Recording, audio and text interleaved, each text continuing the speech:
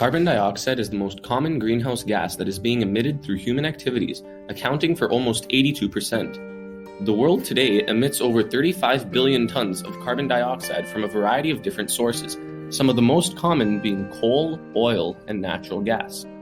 The average Canadian vehicle emits approximately 4,600 kilograms of carbon dioxide emissions every year, and there are currently over 34 million vehicles. Technically speaking, this would mean that Canada alone is emitting over 156 billion kilograms of carbon dioxide annually. Now we factor in the rest of the world, and we can see that carbon dioxide is being emitted at a very alarming rate. Luckily, we have a solution. In simplest terms, the first step necessary to reducing carbon dioxide emissions is to focus on generating more renewable forms of energy. The main two sources we intend to use are hydroelectric power and solar energy.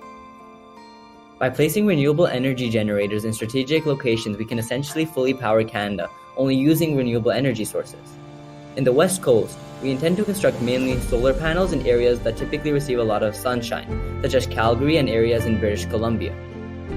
Then, on the eastern end, we will use dams to our advantage and exploit them for hydroelectricity. It may sound like a lot of solar panels or hydroelectric stations will be needed. However, studies suggest that roughly 70 square kilometers of solar panels are needed to power the entirety of Canada. With Canada being the second largest country in the world, sitting at 9.985 million kilometers squared, we believe it won't be as hard as some make it out to be. We would need to devote much less space to solar panels and hydroelectric dams in other countries. The idea of getting rid of fossil fuels may, however, raise concerns. We intend on giving the jobs made by the renewable energy stations to the people who currently work with fossil fuels and/or people such as First Nations and refugees. This is much more cost-effective than paying citizens high wages. Keep in mind, Canada is not the only place that the solar panels can be placed in. Once Canada becomes fully renewable, we believe it will not only push other countries to be renewable as well, but also encourage them to help fund the effort. While reinvesting profits from selling electricity, we intend on placing more solar panels in areas that receive constant sunshine, such as the Sahara Desert.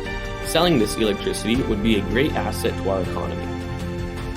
While all this may sound like a lot to take in and nearly impossible, we must start somewhere. Eventually, the world will have to stop on the usage of fossil fuels and cut down immensely on greenhouse gas emissions. And if we don't act soon, the damage could be irreversible. And this is our idea to greatly cut CO2 emissions. Thank you for watching.